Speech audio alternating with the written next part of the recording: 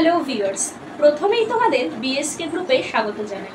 আগের দিনের ক্লাসে আমরা প্রথম পর্বে ভারতীয় কাব্যতত্ত্বের একটি সংক্ষিপ্ত ধারণা দিয়েছিলাম।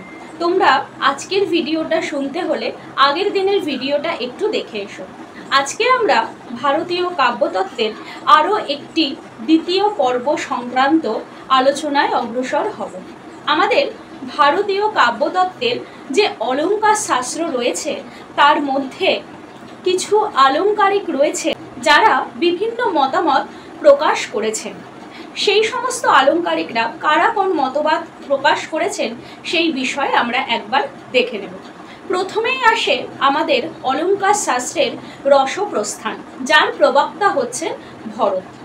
ভামহ অলঙ্কার প্রস্থানের জনক, রীতিপ্রস্থানের জনক হচ্ছেন বামন, দণ্ডী গুণপ্রস্থানের প্রবক্তা, ক্ষেমেন্দ্র ঔচিত্যবাদের প্রবক্তা, কুন্তক বক্রোক্তিবাদ সম্পর্কে আলোচনা করেছেন এবং শেষ যে ধ্বনিবাদ রয়েছে সেখানে আলোচনা করেছেন আনন্দবর্ধন। এই যে আমরা প্রস্থানগুলো পাচ্ছি এই সবকটিকে একত্রে অলঙ্কার শাস্ত্রের অন্তর্ভুক্ত করা হয়েছে। আমরা প্রথম যে বিষয়টি রয়েছে ভরতের রসপ্রস্থান, এই বিষয়ে আজকে আলোচনা করব। ভরতের রসপ্রস্থান, যাকে ভারতীয় অলঙ্কার শাস্ত্রের অন্যতম শ্রেষ্ঠ প্রস্থান হিসেবে ধরা হয়েছে। এই রসপ্রস্থান আলোচনার পূর্বে জানতে হবে যে ভরতের সময়কাল কত। ভরত মুনির সময়কাল খ্রিস্টপূর্ব 2য় শতাব্দী থেকে 3য় খ্রিস্টাব্দ পর্যন্ত আনুমানিকভাবে তার সময়কালকে ধরা হয়। তিনি এর মধ্যেই অলঙ্কার শাস্ত্রের অন্যতম একটি গ্রন্থ নাট্যশাস্ত্র রচনা করেছিলেন। এই নাট্যশাস্ত্রের আনুমানিক সময়কাল ধরা হয়েছে 4র্থ শতাব্দী, কিন্তু মতান্তরে একে আবার 3য় শতাব্দীও বলা হয়। ভারতীয় অলঙ্কার শাস্ত্রে রসপ্রস্থানকেই অন্যতম শ্রেষ্ঠ প্রস্থান রূপে ধরা হয় এবং আরও যে আলংকারিকরা বিভিন্ন কথা বলেছেন সবার ঊর্ধ্বে কিন্তু ভরতের নাম। ভরতকে এই রসপ্রস্থান বা অলঙ্কার শাস্ত্রের আদি গুরু বলা হয়ে থাকে। আমরা এখান থেকে একটি শব্দ পাচ্ছি, তা হলো রসপ্রস্থান। এই রসপ্রস্থান শব্দটিকে আমরা দুটি ভাগে ভাগ করে নেব। রসপ্রস্থান শব্দটিকে ভাঙলে আমরা প্রথমেই যে শব্দটি পাই তা হলো রস। রস কাকে বলে? রস সাধারণতভাবে আমরা জানি যা খাদ্যবস্তু থেকে জারিত হয় তাই রস, কিন্তু ভরতমুনি তার নাট্যশাস্ত্রে 6ষ্ঠ অধ্যায়ে রস এবং 7ম অধ্যায়ে ভাব নিয়ে কথা বলেছেন। তিনি কিন্তু খাদ্যবস্তু থেকে জারিত কোনো রসের কথা বলেননি। তিনি বলেছেন আমরা সাহিত্য পড়ে যে রস নিজেদের মধ্যে অনুভব করি সেই রসের কথাই ভরত তার নাট্যশাস্ত্রে বলেছেন। রসের পর যে শব্দটা আমরা পাচ্ছি তা হলো প্রস্থান। এই প্রস্থান মানে সেই স্থান ত্যাগ করা নয়। এই প্রস্থান শব্দের অর্থ হলো অভিমুখে যাত্রা। এবার যদি আমরা রসপ্রস্থান শব্দটিকে নিই তাহলে আমরা বুঝতেই পারছি যে পাঠক বা একজন সহৃদয় হৃদয় সাংবেদী পাঠক যে রসের অভিমুখে যাত্রা করছে। ভরত তার নাট্যশাস্ত্র গ্রন্থে এই রসের অভিমুখে যাত্রারই কথা বলেছেন। তিনি তার 6ষ্ঠ অধ্যায়ে রস এবং 7ম অধ্যায়ে ভাব নিয়ে কথা বলেছেন। তিনি রস সম্পর্কে আলোচনা করতে গিয়ে বিভিন্ন পর্যায়ের আলোচনা করেছেন এবং ভাব সম্পর্কে আলোচনা করতে গিয়েও তিনি 49টি ভাবের কথা বলেছেন। এই ভাব কথার অর্থ হচ্ছে আমাদের মনের মধ্যে যে অনুভূতি, এই অনুভূতিগুলি পরবর্তীতে আমাদের মনের মধ্যে রসের জাগরণ করছে। এর পরবর্তীতে আমরা দেখব তিনি যে 49টি ভাবের কথা বলছেন সেই 49টি ভাব কিভাবে রসে পরিণত হচ্ছে। এই রসপ্রস্থান সম্পর্কে আলোচনা করতে গিয়ে তিনি বলেছেন যে আমরা সাহিত্য পাঠ করি কেন।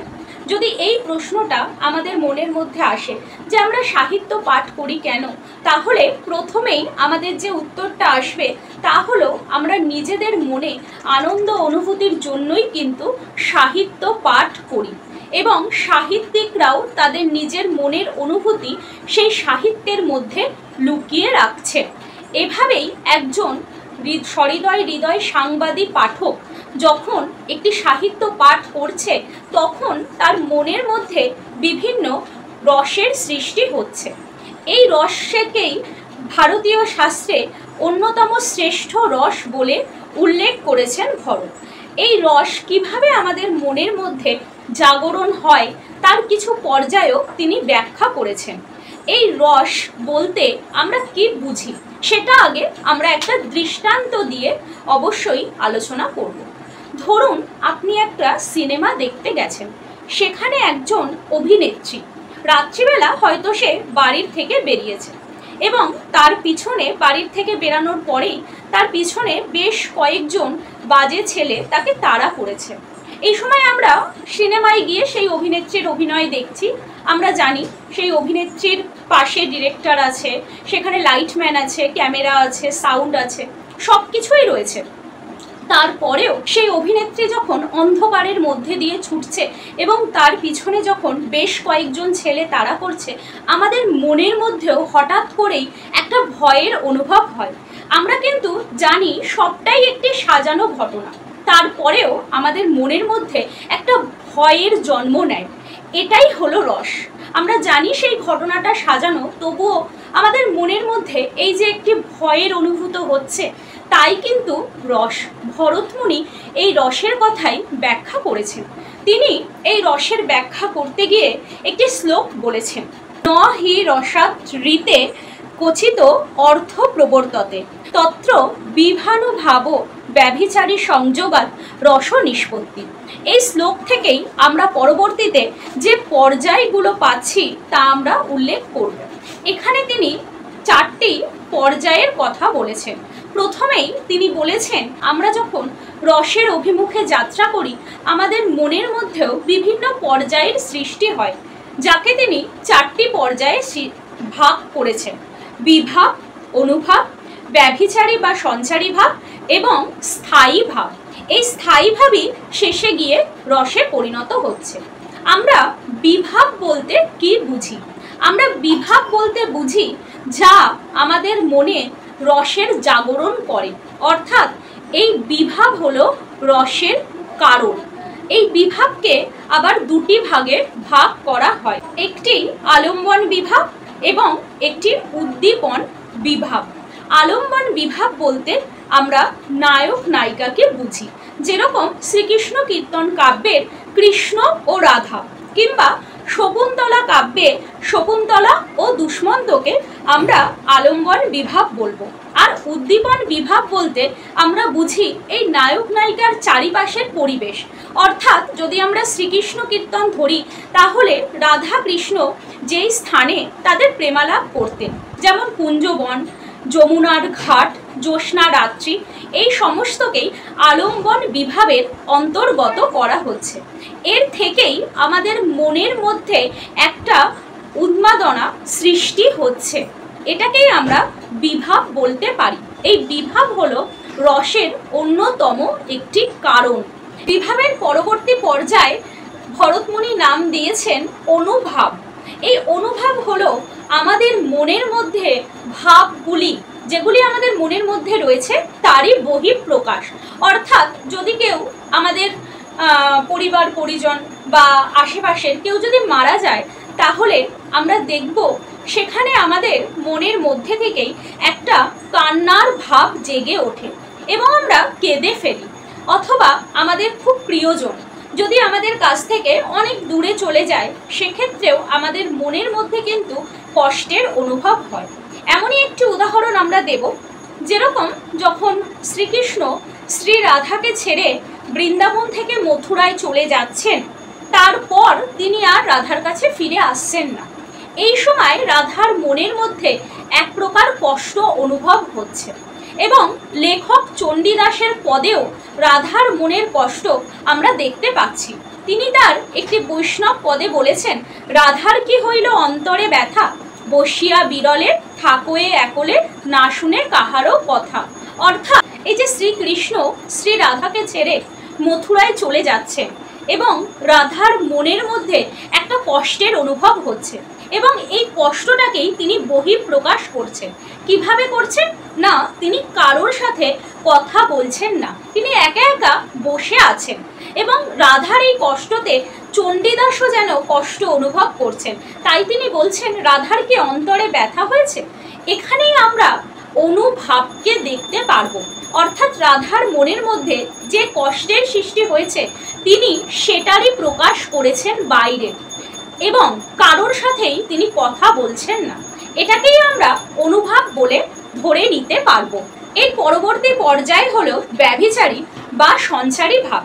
ভরতমুনি তার নাট্যশাস্ত্রে ব্যভিচারী বা সঞ্চারী ভাব আলোচনার প্রসঙ্গে বলেছেন, এই ভাবগুলি আমাদের মনের মধ্যেই চিরকাল অবস্থান করে। অর্থাৎ এই যে ৩৩টি ভাবের কথা তিনি বলছেন, এই ৩৩টি ভাব সর্বদাই আমাদের মনের মধ্যে অব্যয় ও অক্ষয়, এরা আমাদের মনের মধ্যেই চলাফেরা করে।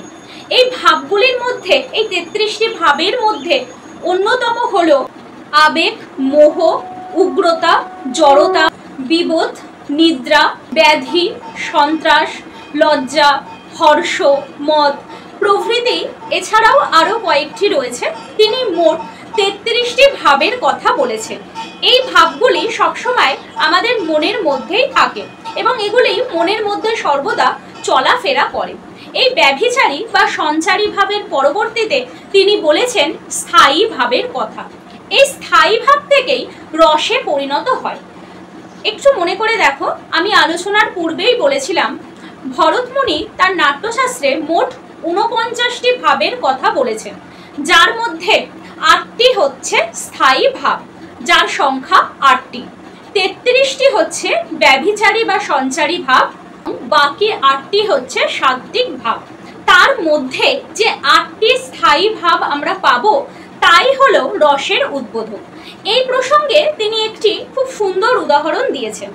যেরকম আমরা সমাজে একজনকেই রাজা হিসেবে মানি, কাব্যশাস্ত্রেও এই স্থায়ী ভাবকে রাজার আসনে তিনি বসিয়েছেন এবং এটাও তিনি বলেছেন যে রাজার চারিপাশে যদি মন্ত্রী, সাধারণ জনতা, তার সভাকবি কিংবা সৈন্যরা ঘিরে থাকেন, তবুও আমরা কিন্তু রাজাকেই একমাত্র রাজা বলেই জানি।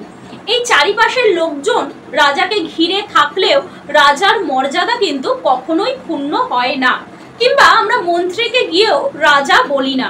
রাজা তার নিজের গুণের জন্য তিনি রাজার আসনে বসেন। এক্ষেত্রে তিনি বোঝাতে চেয়েছেন স্থায়ী ভাবও অনেকটা এই রাজারই মতো। স্থায়ী ভাবের চারিপাশে বিভাব, অনুভাব এবং সঞ্চারী বা ব্যভিচারী ভাব ঘিরে থাকলেও স্থায়ী ভাব সবার ওপরে এবং এই স্থায়ী ভাব থেকেই পরবর্তীতে গিয়ে পাঠক রসে পৌঁছাচ্ছে। তিনি যে ৮টি স্থায়ী ভাবের কথা বলেছেন সেগুলি হলো রতি, হাস, শোক, ক্রোধ, উৎসাহ, ভয়, জুগুপ্সা ও বিস্ময়। এই ৮টি স্থায়ী ভাব থেকেই গিয়ে রসের নিষ্পত্তি ঘটে। অর্থাৎ এই রতি যে ভাবটা আমরা বললাম, যে রতি নামক স্থায়ী ভাব, সেখান থেকেই শৃঙ্গার রসের উৎপত্তি। হাস নামক স্থায়ী ভাব থেকে হাস্য রসের উৎপত্তি। শোক নামক স্থায়ী ভাব থেকে করুণ রসের উৎপত্তি। ক্রোধ নামক স্থায়ী ভাব থেকে রৌদ্র রসের উৎপত্তি। উৎসাহ থেকে বীর, ভয় থেকে ভয়ানক, জুগুপ্সা থেকে বীভৎস এবং অষ্টম স্থায়ী ভাবকে বলেছেন বিস্ময়। এই বিস্ময় থেকেই অদ্ভুত রসের উৎপত্তি। এইভাবেই তিনি ৮টি স্থায়ী ভাবের কথা বলেছেন। এই ৮টি স্থায়ী ভাব থেকেই রসের উৎপত্তি হচ্ছে। অর্থাৎ একজন সহৃদয় হৃদয় সাংবাদিক পাঠক সে কাব্য বা সাহিত্য পড়ে এই স্থায়ী ভাবগুলি থেকেই রসের নিষ্পত্তি হচ্ছে। এখানে যদি আমরা বলি আমরা কাব্য পাঠ করি কেন, সাধারণত আমরা আমাদের মনের আনন্দের জন্যই কাব্য পাঠ করি। আমরা যদি একটি দৃষ্টান্ত দিই তাহলে সকলের কাছে আরও বেশি স্পষ্ট হবে। এখানে একটি উদাহরণ দিতে পারি। যেরকম মাইকেল মধুসূদন দত্তের লেখা মেঘনাদ বধ কাব্য। আমরা মেঘনাদ বধ কাব্য পড়াকালীন সময়ে দেখেছি যখন ইন্দ্রজিৎ বা মেঘনাদের মৃত্যু হচ্ছে। এই সময় ইন্দ্রজিৎ বা মেঘনাদের মৃত্যু সংবাদ শুনে রাবণের মনে প্রচণ্ড কষ্ট অনুভূত হচ্ছে এবং সন্তানের মৃত্যু শোকে সে একেবারেই বিগলিত হয়ে পড়ছে। এই যে রাবণের দৃশ্য দেখে আমাদের মনের মধ্যেও কোথাও গিয়ে একটা করুণার জন্ম হচ্ছে। এখান থেকে আমরা পাঠকেরাও একটা করুণ রসে গিয়ে পৌঁছাচ্ছি। এই করুণ রসের উদ্ভবই হচ্ছে শোক নামক স্থায়ী ভাব থেকে। অর্থাৎ এই শোক নামক স্থায়ী ভাব আছে বলেই আমাদের মনের মধ্যে রাবণের জন্য একটা করুণার জাগরণ ঘটছে। অর্থাৎ আমরা সহৃদয় হৃদয় সাংবাদী পাঠকও যেন একটা করুণ রসে গিয়ে উপস্থিত হচ্ছি। আমরা প্রথমেই আলোচনার সূচনাতে একজন অভিনেত্রীর কথা বলছিলাম, যে একজন অভিনেত্রী যে রাত্রিবেলা সে বেরিয়েছে বাইরে এবং তার পিছনে অনেকগুলি ছেলে তাকে তাড়া করেছে। এমন সময় আমরা যখন থিয়েটার দেখতে গেছি আমাদের একবারও মনে হচ্ছে না যে সেটা সম্পূর্ণটাই সাজানো একটি ঘটনা। আমাদের যেন মনে হচ্ছে যে কিভাবে এই মেয়েটি রক্ষা পাবে, এই ছেলেগুলোর হাত থেকে কি আদেও এই মেয়েটি রক্ষা পেতে পারবে, সে কি নিজের জীবন বাঁচাতে পারবে। অর্থাৎ আমাদের মনের মধ্যেও কোথাও গিয়ে রসের উদ্ভব ঘটছে। আমরা ভয় নামক স্থায়ী ভাব থেকে ভয়ানক রসে গিয়ে পৌঁছাচ্ছি। আমরা কিন্তু কোনোভাবেই ওই অভিনেত্রীকে সাজানো একটি ঘটনার মধ্যে ফেলতে পারছি না। আমাদের মনের মধ্যেও একটা ভয়ানক রসের উৎপত্তি হয়েছে। এটাকেই ভরত তার রসশাস্ত্রে জায়গা দিয়েছেন, যে একজন পাঠক যখন নাটক দেখবে কিংবা কাব্য পাঠ করবে সে যেন এই স্থায়ী ভাবের মধ্যে গিয়ে রসের নিষ্পত্তি ঘটে। এভাবেই ভরত তার নাট্যশাস্ত্র গ্রন্থে রসের নিষ্পত্তি সম্পর্কে সংজ্ঞা দিয়েছেন। ভারতীয় অলঙ্কার শাস্ত্রে আরো অনেকগুলি প্রস্থান আছে, তবুও এই রসপ্রস্থানকেই শ্রেষ্ঠ প্রস্থান বলে দাবি করা হচ্ছে এবং অলঙ্কার শাস্ত্রের সবার উপরে রয়েছে ভরতের রসপ্রস্থান। একজন পাঠক যখন নাটক কিংবা কাব্য পড়েন তিনি কিন্তু শেষ পর্যন্ত গিয়ে এই রসে পৌঁছাচ্ছেন এবং রসকেই অন্যতম শ্রেষ্ঠ একটি অংশ বলে দাবি করা হচ্ছে। অর্থাৎ তিনি বলতে চাইছেন যে আমরা একটি কাব্য পাঠ করি আমাদের মনের আনন্দে এবং শেষ পর্যন্ত গিয়ে আমরা রসে পৌঁছাই। যদিও এরপরে আরো অনেক বিতর্ক রয়েছে, আরো অনেক আলংকারিকরা বলেছেন যে রসই সবকিছু নয়, তবুও ভরতের যুক্তিকে অনেকেই সমর্থন করেছে এবং এই রসপ্রস্থানকে অলঙ্কার শাস্ত্রের অন্যতম শ্রেষ্ঠ উপাদান হিসেবে ধরে নেওয়া হয়েছে। এখানেই আজকে আমরা আমাদের ভিডিওটি শেষ করলাম। যদি ভালো লাগে তবে তোমরা একটি লাইক এবং কমেন্ট করে দিও। এর পরবর্তীতে আমরা রীতিবাদ এবং গুণবাদ নিয়ে আলোচনা করব। আজকে আমাদের দ্বিতীয় পর্বের ভিডিও আমরা এখানেই শেষ করছি।